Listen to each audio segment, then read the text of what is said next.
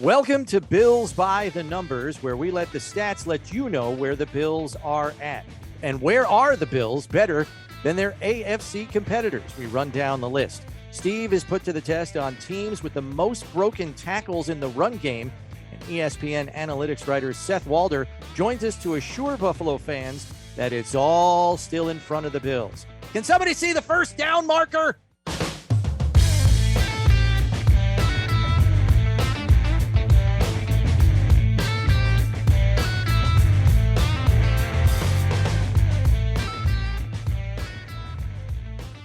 All right, glad to have you with us here on Bills by the Numbers, presented by FanDuel. Make every moment more. Bills Wall of Famer Steve Tasker and Bills insider Chris Brown with you, as always. And Steve, in the wake of a shocking and humbling loss at the hands of the Jaguars, there were Bills fans ready to pack it in for the 2021 season. In many respects, all hope was lost. Before we even get into the stats that say otherwise, Steve, there are 9 more regular season games left to be played, as you know. So first lay out how important it is to realize the many changes the season can still take going forward in many ways for the better for the Bills. Yeah, even if the Bills go on to win the Super Bowl, they could still go through a couple of weeks or a couple of games or stretches like they went through in Jacksonville. They could still lose a couple of tough games on the noggin and still go through and achieve all their hopes and dreams. I mean, there's 9 games left in the regular season. The playoff seeding hasn't begun to be settled yet, particularly in the Bills conference, the AFC conference. There's 11 teams with 5 wins or more, and only 2 teams have more than 5 wins, Tennessee and whoever that other team might be. I can't remember exactly who it is. It's Baltimore. So the Baltimore Ravens and the Tennessee Titans are the only teams that have won more than 5 games. There are 9 teams that have won 5 games at least in the conference. Nobody knows how this is going to shake out. There's a lot of football to be played. And the Bills, I think most people will say, aside the defense, maybe they've played good football, but I don't think offensively this team's played its best football yet. There's still a lot left under the hood in Buffalo. So I think everything's still in front of them, and I still think they're going to put together a 9-game stretch here that's going to be a lot of fun for Bills fans. Yeah, I was particularly taken with Jordan Poyer's comments this week. We had him on One Bills Live, our daily show, and I asked him point blank, Coach McDermott told us this week his message to you, the players, was this is a physical game, and we need to be more physical, or it's a game that's played in a physical way. We need to be more physical. And I think it's because he recognized that in the 3 losses this team has had, they lost the battle at the line of scrimmage and maybe to a certain extent lost the physical battle as well. And I asked Jordan Poyer, what's the result of that in the locker room? And he said, message received. I am expecting and anticipating a very determined and laser-focused group here coming out of this loss, which I think many could argue is the worst in the Sean McDermott era, just in terms of expectations going in, the caliber of team his roster is compared to that of Jacksonville with a first-year head coach and a rookie quarterback. So I'm expecting a resounding response this week. Now for the stat, I would too, yeah. No, I would too. That's exactly what I think. It'll be a real gut check to see how good this team is, to see them respond to an embarrassing loss like that, because good teams are able to do that. Yeah. Now for the stats, though. I think we'd all agree that among the other contenders to keep an eye on for the Bills are probably Baltimore, maybe Cincinnati, I'm not sure, Cleveland, Las Vegas, the Chargers, and Tennessee. We can argue some others, but for now, we'll look at those 6. So right now, heading into Week 10, the Bills are better than all of those teams in third down conversion percentage. They're superior to Baltimore, Cincinnati, Cleveland, and Tennessee in the passing game, and they're superior to all 6 in points per game. As we know, the Bills have been one of the highest scoring teams in the league. Perhaps even more important than that, though, they're better than all of them in total defense, points allowed in pass defense. They're even better than all but Cleveland in run defense. So is there an AFC contender that the Bills can't play with? Absolutely not. Absolutely not. No, the Bills are a solid football team from top to bottom. And, it was a classic game. It's easy to say the old cliches. It was a trap game going down to Jacksonville with a rookie quarterback, a rookie head coach, and you just came off a division win where you looked horrible and won by 15 points. tough to dredge up some passion for a team like that. But you got to do it. I mean, you got to play well. You got to play better. You don't even have to play well if you're the Bills. You got to play better than you did. They got caught on a game that they were flat emotionally, and they got caught at a time when their offensive line was not able to step up to the plate and play well. So the injuries really caught up to them. At the same time, they had a flat performance, and it ended up being a 3-point loss. So, yeah, there's nobody in the conference of the Buffalo Bills, particularly if they're healthy, should even think twice about getting into and going toe-to-toe with. Yeah, and I think this has been the argument as to why Buffalo has been ranked so high with such lofty expectations from the jump. In many respects, comparing them to a lot of those other teams that I just listed that are firmly in this tightly packed group near the top tier of the AFC, they're still the most complete team on both sides of the ball, and you can even argue they're special teams with one of the best kickers in football, maybe this side of Harrison Butker and Justin Tucker. I mean, you might have the third best kicker in the league. So right. you roll it all together and you say, well, yeah, Buffalo is firmly in the conversation just because of what they can put out on the field every single week, whether it's offense, defense, or special teams. So maybe, Steve, with that in mind, the better question is whether there's an AFC contender that isn't a good matchup for the Bills. You can say the Bills are better than a lot of these teams, but is there a matchup where this team's just got their number because of what they bring to the table? I don't know if I can say that. I would say it depends on the week you play these guys. All of these teams, and the Bills included, are riding a roller coaster this year. The Cincinnati Bengals, we talked a lot about it during the week and on the show, that the Bengals were the number 1 seed in the AFC 2 weeks ago. Now they're the 8th seed 2 weeks later. It's a quick and precipitous drop when you start not to play well. So all of those teams on a given week could be the 1 seed or out of the playoffs. That's how tight a race it is halfway through this season. Now, the next 9 weeks are going to tell us an awful lot about how things iron out. The team we haven't even mentioned is the New England Patriots. They seem to be on a slow, steady ascension towards the top of the heap in the AFC, certainly in the AFC division, East Division, with the Bills. They're a half a game back after half the season, after being multiple games back just a month ago. So they're getting better. I think it really, depending on what game and what week you play these teams on, any of these teams could feel like they could walk in there and be the 1 seed at the end of it. But they've got to do it consistently. And I think the lack of consistency for these teams is what has stood out the most in this AFC race. Yeah, and I've made this point too before. My concern lies with the evidence we've seen when they face teams that can physically mash at the line of scrimmage. Pittsburgh, Tennessee, and now Jacksonville, who summoned it up in a given week. I don't think they are physical week by week by week. They just were against the Bills. But it does raise concerns for me as to whether or not the Bills can match that physicality at the line of scrimmage on both sides of the ball. Sometimes they have, and sometimes they haven't. But as you have said several times over, if you don't bring it in that game, you're going to wind up on the wrong end of the scoreboard. So that's why I worry if they cross paths with Tennessee again, with or without Derrick Henry. There's another team in there, too. A little bit.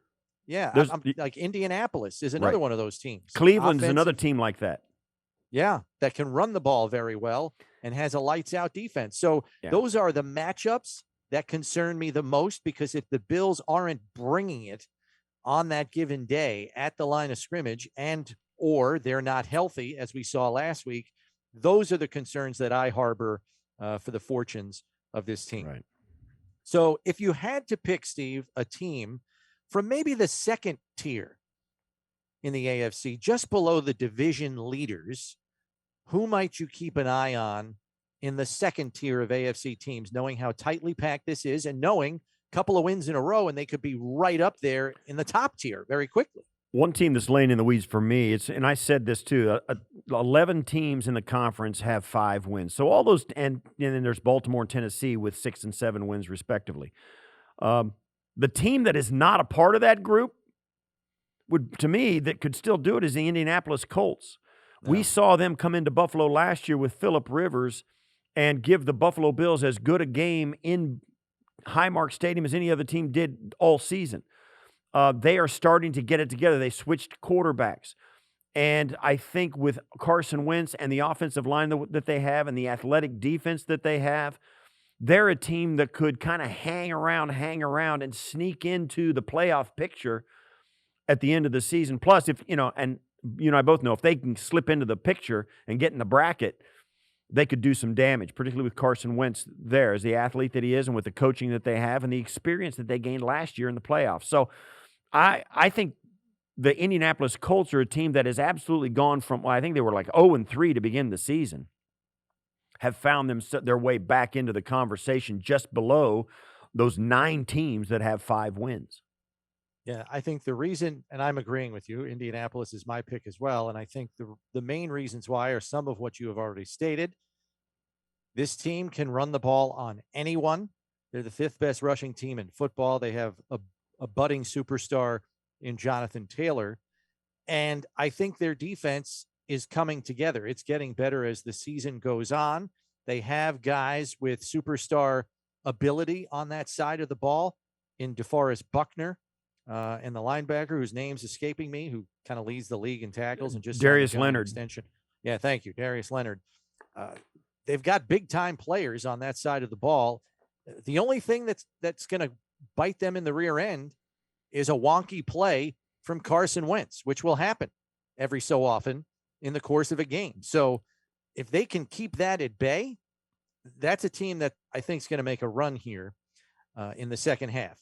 We'll have more on the teams to monitor in the AFC coming up in our discussion with ESPN analytics writer Seth Walder, who will outline some of the key components of ESPN.com's Football Power Index. Time now, though, for the numbers game, where we quiz Steve on just about anything that's tied to NFL football. And with a lot of Bills fans concerned about Buffalo's run game, we're going to task Steve with trying to guess 5 of the top 10 teams in broken tackles on run plays. I know we're getting out in the weeds here in some of these advanced statistics, but teams, Steve, that do best when it comes to getting away from would-be tacklers. I know you're probably not ready, but we're going to do this anyway. Fire up the music. Right. Here we go. And let's give it our best shot. So you're just naming teams here, not players. So right. Who do you think has a lot of broken tackles this year with their run game? I will say Baltimore. Okay. Top 10. Let's see if they are. Are they number 10? 1, 2, 3, 4, 5, 6, 7, 8, 9. They are number 10, Steve. Correct. Thank you. My other one would be Cleveland. Cleveland is number 2. 25 broken tackles. You're 2 for 2, Steve. Then I would say, of course, Tennessee. Believe it or not, Tennessee way down on the list. What? Yeah, they're like almost 20th. I was shocked. All right. Because I understand your aiming point here. You're looking for teams that run the ball a lot, have a lot of attempts, so naturally they'd have a lot of broken tackles, you would think. All right. I will say I'll say Indianapolis. Indianapolis is correct. They are number 7, 19 broken tackles on the season. So, Cleveland has 25. Baltimore has 18. Those are the teams you have guessed correctly. My next one would be Cincinnati. Cincinnati is number 9. Correct. Nice job. Steve, you're killing it. All right. This is just the AFC, right? I mean, that's what I'm... No, it's the whole league. It's the whole league. So you got free reign on wherever you want to go here. Okay, then the in that AFC case, has been very kind to you. I'll say Dallas. Dallas is not on this top 10 list. They're actually way down. Where the heck are they? Oh my gosh. They are 28th. Another team that I would guess a lot about would be San Francisco. That would make sense, but they too are not on this list. Yeah, I think if you think about it, Steve, Tennessee's run game success, which we witnessed firsthand in week 6, and San Francisco's, huge lanes for those guys. So they're not having to spin away and escape people. I will give you a hint since you only need one more. Think of teams that have quarterbacks that do a decent amount of running the football. Oh, the Buffalo Bills. The Bills are on this list, number 6 on the list. Okay. I didn't. They're tied with Indianapolis, 19 broken tackles. So you've got 5 out of 10. You've solved or fulfilled the request of mine. 5 of the top 10. Let me see if I can get another couple. Sure. I will say Kansas City. Not Kansas City. No. Really? They're terrible. They might. Well, they don't run enough, I don't think. Number Right. 1, and then they're dead last in broken tackles. Really? 6. All right, I'll say Tampa Bay. No on Tampa Bay. So here are the other 5. I give up. Leading the league in broken tackles in the run game. Philadelphia with 28. Obviously, Jalen Hurts runs a fair amount. Okay. Number 3 is New Orleans. Alvin Kamara's been running the ball a ton here. They're going to try to curtail that here in the Chicago. Chicago is in there. They are 4th. They were the very next sense. team. Young followed by Denver and Arizona. Kyler Murray. So the only and a three-headed running back monster. So those are your top 10 teams in broken tackles in the run game this season. I know it's a little bit of an esoteric stat, but we thought it would be fun. And you did well, Steve. You did really well. I did all right. That's 2 weeks in a row you've been. I did all right. I didn't do well. I did okay. I think you were 5 of 8. Or like you tell me your grandmother says all the time. No, you did good, honey. You did good, honey. After you suck. All right, well done there, Steve. Attention, all daily fantasy players. Right now, new customers can get a 20% deposit bonus up to $500 on your first deposit. Just sign up today by going to FanDuel.com/Bills. That's FanDuel.com/Bills. FanDuel, the official partner of the Buffalo Bills. Time for our discussion about how, despite Buffalo's unexpected loss to Jacksonville, there are still very good odds that the Bills are one of the teams still standing at the end of this 2021 season. How do we know? ESPN.com's Football Power Index, of course. And here to break it down for us is ESPN analytics writer Seth Walder. Okay, Seth, we needed you on this week because I'm going to have you double as a therapist for Bills fans after the 9-6 loss at the hands of the Jaguars. And we're using your guys' Football Power Index to kind of help assuage the wild range of emotions that Bills fans have gone through for the better part of the last week.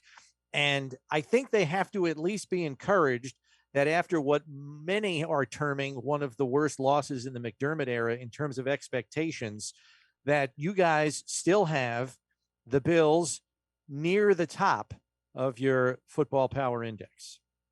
That's right. We have them at number 2 and not that far off from the Bucs, who are number 1. So that's basically saying we think the Bills are going forward the second best team in football. And I'll be honest, I was surprised. On Monday morning, first thing I do is check the model, see what it says. And I didn't think Buffalo would fall that far. I thought going into Sunday Night Football, I would have guessed they would have dropped to 4 after the Rams, had a disappointing game against the Titans. I would have thought 3, but we still have them ahead of the Cardinals too. I was a little surprised, but you look at it and the model's seeing a couple things. Looking at the entire body of work this season, I know that Buffalo has not played as well recently, but when we're talking about teams playing 8 or 9 games, it's not a huge sample size. You got to look at the whole thing, right? And so Buffalo's obviously had some really impressive games. 2 shutouts is a huge deal. And it is really the defense that drives our projections for Buffalo. That's obviously been the big expectation beater for them this year. So yeah, the model's pretty optimistic about Buffalo. I think it's totally understandable that Bills fans are concerned, given that loss. It was a dramatic underperformance, but going forward, the model still really likes this team. How good is the Bills defense? Because, Bills fans watch it and they've gotten a lot of turnovers and stuff, but they get some sacks, some pressures. They're pretty good against the run. Tre'Davious White doesn't get picked on a lot. So they don't really have this guy who's like, wow, look at this defensive player who's playing great. It really does seem to be a group of 11 guys or maybe 15 guys if you go down to the sub packages. And, they rotate in their D-line. There's a ton of guys involved in this defense and how well it's playing. How good is it? And does it need to be like more spectacular to be considered great?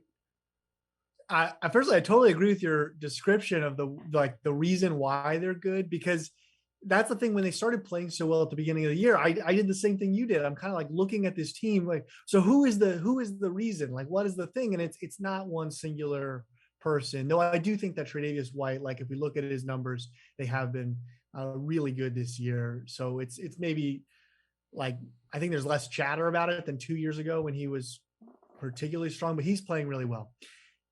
To answer your first question, how good is this Buffalo defense? Well, they've been the best defense in the league. I mean, if we think about it from an expected points added perspective, which is how we generally look at things, which is basically, think of it like yards per play, but we're considering the context of down and distance, and also turnovers.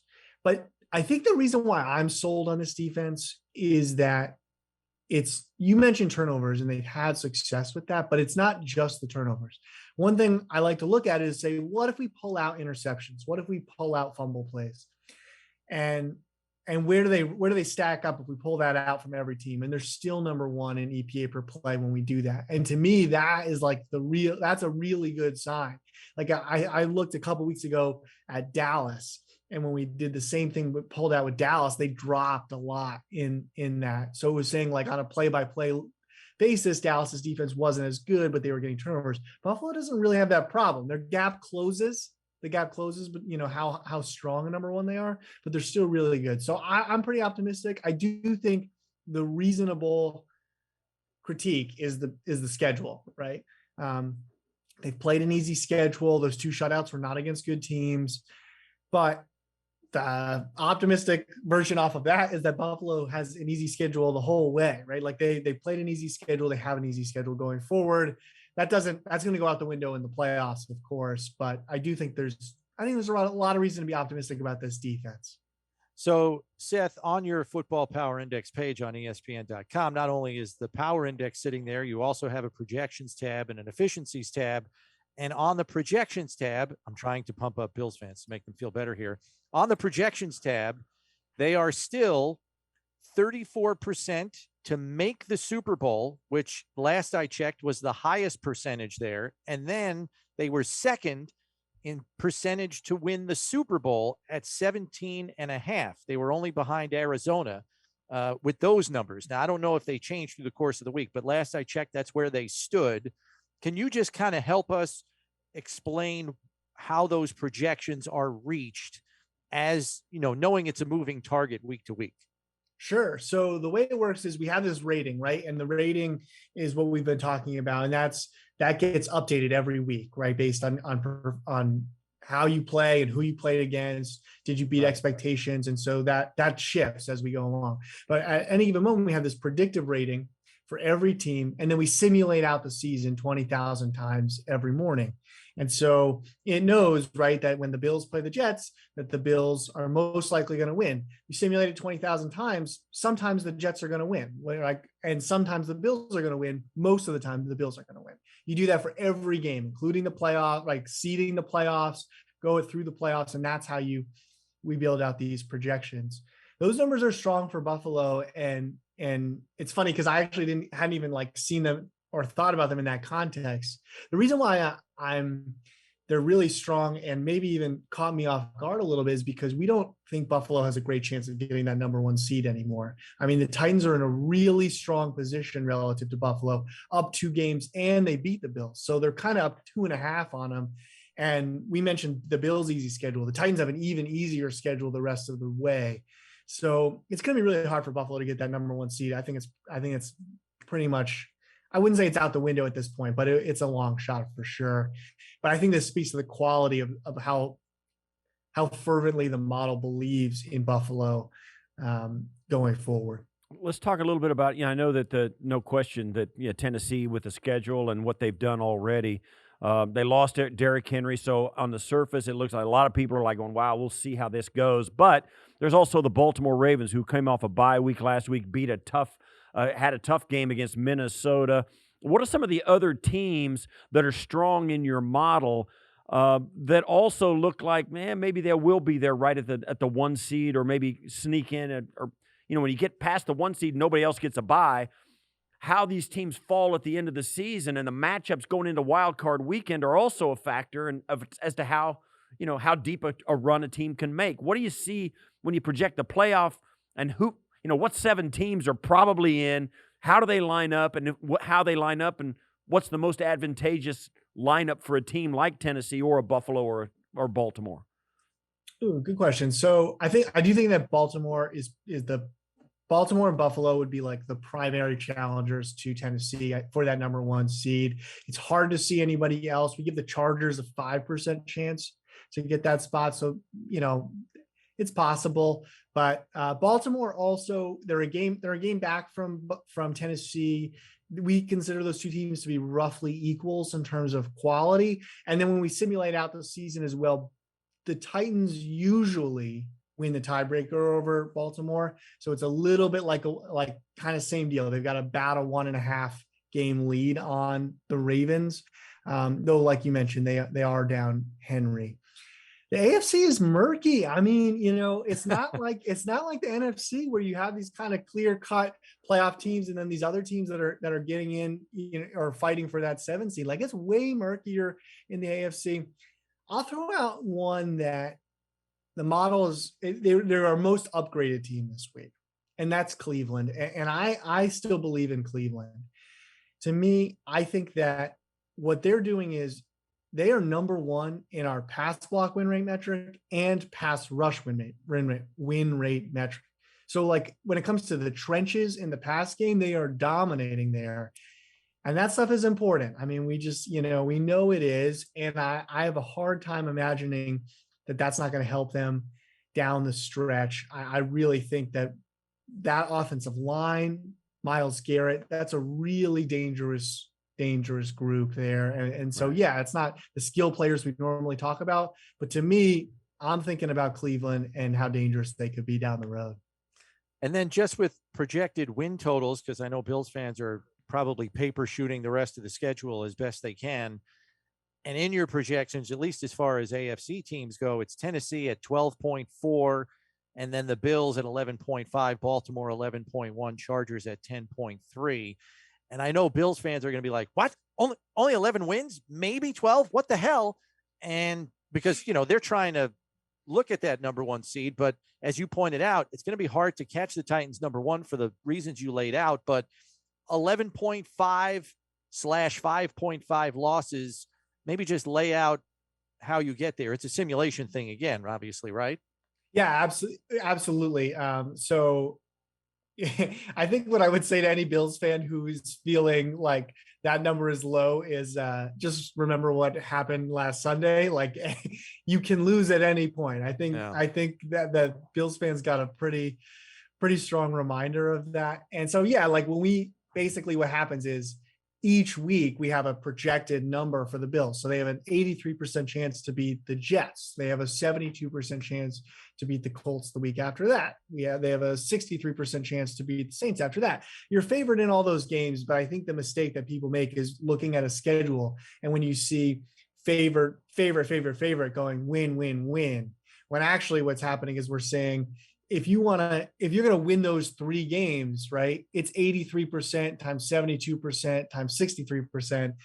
I'm reasonably good at math, but I don't have that one in my head. But I'm just saying, like, what happens when you start multiplying those games is that number drops. And so the chances of you winning all of these games you're favored in is not that high. So that's how we get to 11.5 for the end of the season. So I know that you guys go through analytics, and this is data points that you guys talk about, and it's it's mathematics, and you kind of take the emotion out of it. But when you talk to fans, I mean, they watch Tennessee lose maybe the best player in the league in Derrick Henry, and they go to LA. They beat a good Rams team, but they get a couple of gifts given to them. So and so fans are thinking, man, Tennessee's teetering on a precipitous drop over the next couple of next month or so without Derrick Henry. And if they get a team that doesn't give them 14 points for free, they're going to struggle. How do your analytics and data points take Derrick Henry's absence into consideration, and how does that work about the problems that presents in getting a projection without Derrick Henry in the projection? Yeah, it's tough. So the short answer is no. We're the only individual players that we consider a quarterback. So when there's a quarterback change, if you're injured, or there's a benching, whatever, we do account for that. But we don't account for any other positions. And so, yeah, you have a player like Derrick Henry that's going to affect the Titans. I will say, he was having, from an efficiency standpoint, a down season. Like I know that he was leading the league in rushing yards, but if you look at his yards per carry, just simply, it was way down. If you look at what we like rush yards over expectation from Next Gen Stats, he was above average, but that's not what we expect from Derrick Henry, right? Like we expect him to be elite, top 1, top 3, kind of like that. He was not doing that this year. I do think that Henry has an effect on the passing game, though. Like I've looked at the Titans numbers. They get Ryan Tannehill has more pass plays with 8 defenders in the box because Henry has that gravity, forces opponents to play differently. When you have Henry on the field and someone else carries the ball, like Tannehill, Henry's gravity again actually helps, I think. And you see more efficient rushing from that other player just because Henry's on the field and you can fake toss to him or whatever. As to like luck and whatever, I will say this, the Titans, they have 2 games left against the Texans. They have a game left against the Jaguars. They have a game left against the Dolphins. There is no team in the league with an easier remaining strength of schedule than the Titans. And so even though they are down right now, I don't think it takes that much to beat those teams. And so I think the Titans are in a very advantageous position. This is one of those things that I did not think about as much on Sunday night and Monday morning. I'm looking through the projections, seeing that we have them at a 57% chance to win the number 1 seed. And I'm like, what? And then I start diving in and it's like, oh, wow. Yeah. Look who they play. Like where are the losses? Well, hopefully they have a Jaguars week like the Bills did last week, and they get a loss mixed in there somewhere, ideally 2 or 3. Seth, thanks for spelling it out for us as always. I can't guarantee your value above the replacement of a win by the Bills this week against the Jets will do any better, but you certainly helped. So thanks very much for the time. We appreciate it as always. Thanks, guys. Anytime. Okay, Bills fans, does a chance to win $1 million sound good to you? Then go to FanDuel.com and play their latest and easiest game, Hi-Lo, free to play in all 50 states. Each week, pick the NFL teams that you think will score highest and lowest in 4 different categories. And the closer you are to being right, the bigger the prize you could win. Just visit FanDuel.com/Hi-Lo and play for free, just like Steve and I are going to do right now. So, Steve, this week you've got the highs, I've got the lows. So kick us off on your predicted high point scorer this week. All right, high point score. I was going to go for a team with a really good offense that's on a bounce back week. I was thinking Buffalo Bills, but the Bills are playing a division opponent in the Jets, and that's usually a closer game. I'm going to go with the Cowboys. They're playing the Falcons. The Falcons are 28th in points allowed, and Dallas coming off an embarrassing loss to Denver. Give me Dallas. I think they are going to put their foot on the floor and score a ton of points against Atlanta. Okay, so low points. For me, I'm taking Washington. I know they're at home, but they're facing a Bucs team that for the most part has run up the score on teams. They've had trouble hanging with good opponents. So I think they're just going to beat up on Washington. I don't think Washington's going to do much on the scoreboard. And passing yards. Go passing yards here. Yeah, I think passing yards, this is a really good week to take Derek Carr and the Raiders. I know they got nothing but turmoil over there, a couple of first-round draft picks out the door, their head coaches out the door a month ago, but this is the kind of thing that they seem to thrive in. They're going to play the Chiefs in Vegas, and the Chiefs can't stop anybody, and this is still a rivalry that dredges up a lot of passion for the guys in silver and black. So I think Derek Carr and the Raiders are going to light them up. All right. Low for passing yards. I think this one's a layup.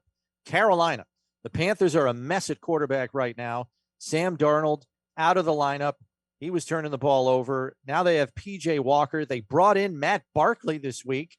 So with Christian McCaffrey healthy again, I think they run the heck out of the ball and basically turn P.J. Walker into a game manager. That means not a lot of production through the air, so Carolina's the pick for me here. What about rushing yards, Steve? Rushing yards, I'm going to go with Minnesota. They're up against the Chargers. They can't stop anybody on the ground this season. The Chargers have the worst run defense in football, and Dalvin Cook, coming off some personal problems off the field, will want to show his worth to everybody. He's going to go off. I think the Vikings run the football really, really into the ground against the Chargers this week. All right, low for rushing yards. I was tempted to take the Jets here because they've had so much trouble, but I'm taking Tampa Bay. Washington has a good run defense just outside of the top 10, and the Bucs don't care if they can run the ball or not, with Brady using the short passing game as a run game. So for me, I'm going to go with Tampa as the pick here. This week for sacks, I'm going to go with the high team, the Pittsburgh Steelers. They're playing the 0-8 Detroit Lions, and I think the Lions are on a steady decline. It's going to be hard for them to keep bringing it the more these losses add up, and until they play really well against somebody or get a win, I don't see them stopping this slide. And the Steelers, they're 5th in the league in sack percentage, and the Lions are 22nd in sacks against. I just don't think anything is going to stop the Steelers this week, and I think their defensive front is going to shine. Yeah, I like that pick.